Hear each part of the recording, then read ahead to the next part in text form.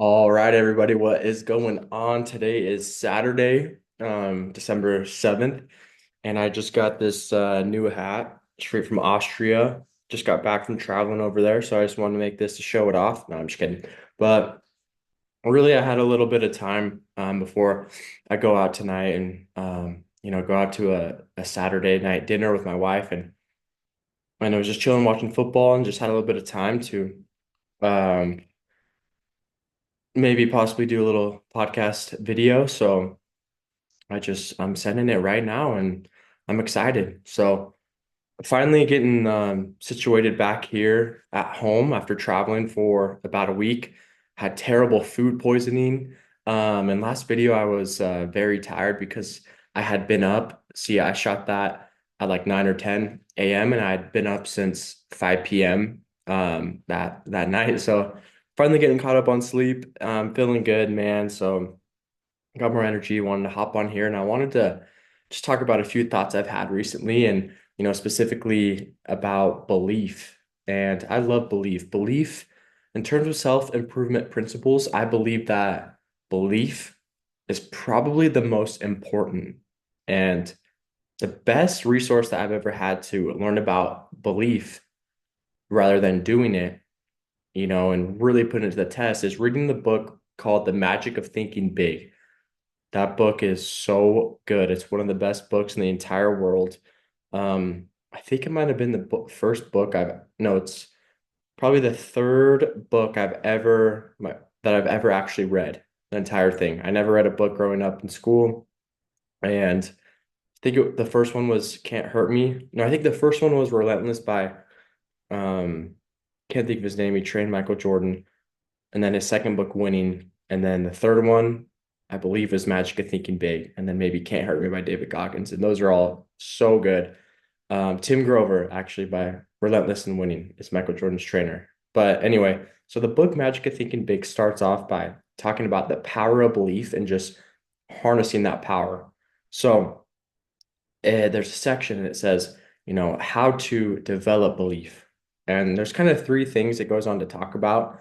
And I wanted to, dive into those and then share some other thoughts that I've been having.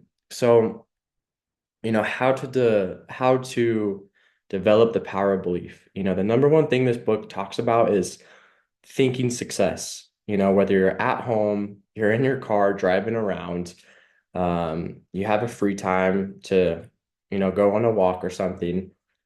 And it's just thinking about success because thinking about success kind of conditions your mind to create plans that will go ahead and produce that success.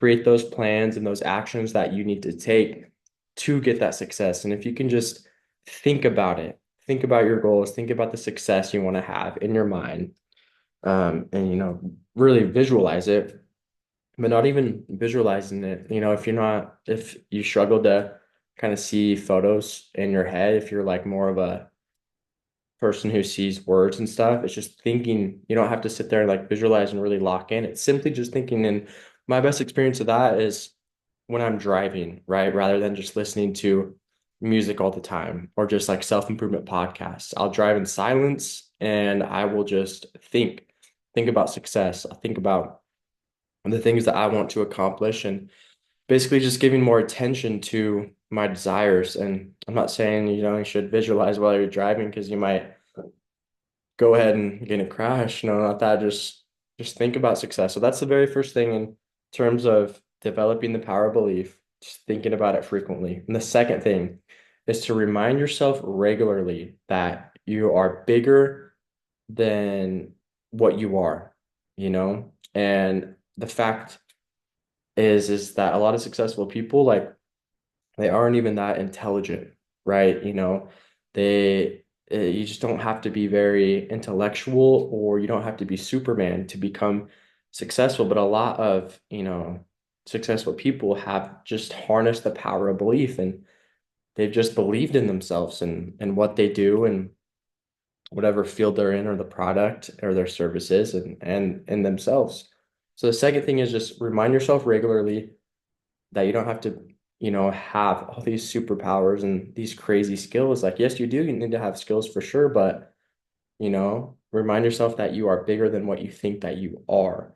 And that is the second step to developing the power of belief. So the third thing is going to be simply believing big, thinking big goals, thinking big successes, thinking about winning. And really, it comes down to this, the size of your success is determined by the size of your belief. So let that kind of sink in. The size of your success is determined by the size of your belief. And that is the third step. So believing big, pushing yourself, thinking of big goals that you can go after and what that looks like. So those are the three really simple steps in this book, The Magic of Thinking Big, Chapter 1, about harnessing and developing the power of belief.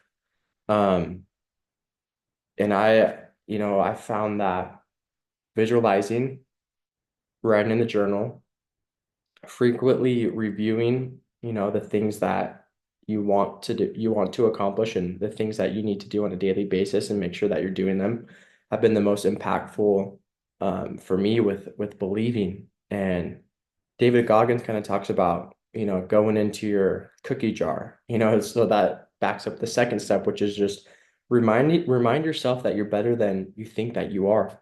Go back and think about the cool things that you've accomplished and how, you are better than what you think you are. If you are, for example, if you're trying to get back in your fitness, at one point you were running marathons, running like under 4 hour sub marathons, killing it years ago, but now you're just trying to get back to, you know, being a healthy weight. Go back, take a moment to think about, you know what? I've done some cool things. I've run some marathons at this time and also and these other things maybe that you've done. I've been skinny before, I've been fit before, I've eaten healthy before. So taking a moment to kind of just think about the cool things you've done, I found has also been a great tool. So that was what I wanted to talk about in terms of developing the power of belief. Um, I love that book so much. I recommend it. Seriously, The Magic of Thinking Big. So I just also wanted to share some other interesting thoughts that I've had. And last night I went to a classical music crossover concert with the artist that we went to see was, what was her name? Sarah Brightman. And the crowd there was a lot of people there in Las Vegas, and it was just like people loved her. Like she is so big, like one of the top classical crossover genre singers up there with Andre Bocelli. And people were just like worshiping her, clapping like crazy. Like this little lady next to me was just like freaking out, so happy, like crying. And it just made me think about our potential that we have as humans, that we have the potential to achieve whatever we want. Sarah Brightman, the singer, is like 60 something years old, I think 64. And I was just sitting in a room and everyone was just clapping like crazy, screaming her name. And I was like, at one point, she wasn't that person, but she became that person. And we can do the same thing. Like we can get to the point where people, you know, they they love us. And I'm not saying you have to, be the most famous person in the world, but it just shows our potential as humans and that we can truly do whatever we want. And we can become as big as we want. So that was one thought I had. And just to back that up, I've been listening to Club Shay Shay, um, Shannon Sharp. That's his name of his podcast. And he's had some guests on, and he had Speed on, who's a young entrepreneur who's most arguable, I can't say that word, bro, who is considered probably one of the most well-known famous people in the world right now. When he's 19 years old, he was on his podcast, and then he had Drewski, who's a very famous young comedian and does a lot of other stuff too. But what I'm trying to say is that we have so much potential, and those young guys are some of the most famous people in the world, and one of them's not even 20. Like we truly can achieve whatever we want. And it's so cool to think that. And it just made me think also, I was sitting there the kitchen counter, and I was just like, it's so cool because when you decide that you're going to take on the obligation and the responsibility of being your best self, it gives you purpose always. You can always ask yourself, how can I be the best version of myself right now in this moment? What can I do? And I was sitting there and I was like, dude, I mean, the fridge is needs to be clean. I need to take out the old meal preps that I didn't eat from the past week. We were just traveling for a week as well. And like there's dishes to be done and there's a fridge to be cleaned. And the kitchen it really needs to be clean. Like I'm the one that likes to meal prep a certain way. So I do that on Sundays. But I'm just like, dude, if I'm gonna be my best self, I need to make sure I'm organized in every area of my life. So I simply just deep cleaned the kitchen on Saturday.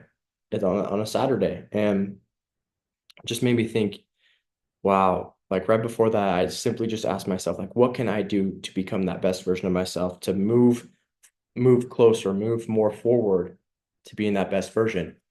And the answer of deep cleaning the kitchen came to my mind, which goes to show there's always something to do, always something to fulfill when you want to be that best version of yourself. And just that fulfillment that you get when you do it it's unreal. Like when you feel yourself moving closer, it's an amazing feeling. It really is. It's kind of hard to describe. And I wanted to share, let's see, what else did I want to talk about? Oh yeah, weekly kitchen clean out. So I've been doing that as well. I typically do that on Sundays because it makes the most sense when I'm meal prepping. So I just wanted to invite everyone to do a weekly fridge clean out. Wipe it down, throw out the food you're not going to eat, keep it clean. Because I had this really deep thought, and it was I wanted to read it to make sure that I got it right. So the cleaner you keep your kitchen, the cleaner your mind slash your life. You know, it's basically comes down to how you do one thing is how you do another.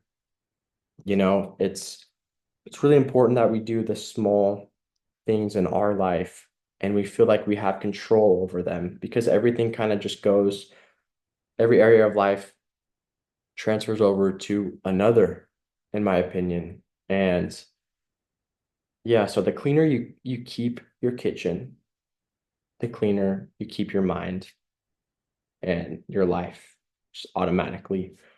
And honestly, I really feel that. I feel like that is true. Like picture this, your fridge is very clean. You're meal prepping in glass meal preps, healthy food, and it still tastes good. And it's just stacked up perfectly in the fridge. You have the top shelf, that's where you keep your fruits. On the left is where you keep your vegetables, and the meal preps on the left. And the right side is like um, healthier drinks, avocados, like whatever. Just picture that and now picture a fridge that's just super messy and there's crap everywhere in it.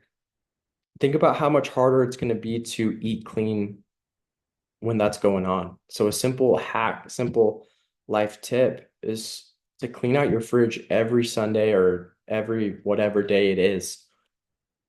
Because how you do one thing is how you do another. And when your fridge is clean, chances are you're probably going to eat a little bit cleaner. And it just feels so good to know that you're not only eating clean, but everything around you is clean.